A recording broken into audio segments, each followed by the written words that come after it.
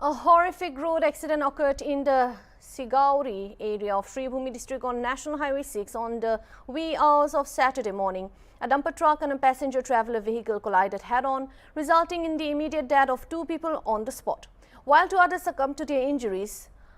While being taken to Sribhumi Civil Hospital, a few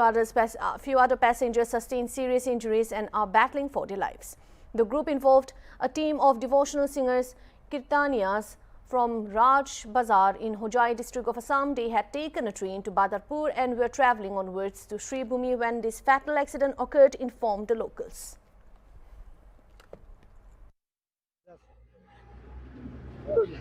এখানে ঘটনা হয়েছে একটা অপোজিট থেকে ডাম্পারে আইয়া রং সাইড থেকে রাইট সাইডে মারছে টেবেলের প্যাসেঞ্জার আসলো 25 জনের মধ্যে বহুত জখম হয়েছে আর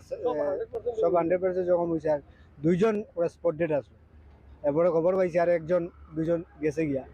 মানে টোটাল 60 জন মারা গেছে আর বাদ বাকি পুরো দুর্দান্ত অ্যাক্সিডেন্ট আসলো বেশি জখম আসলো এরারে পাঠানো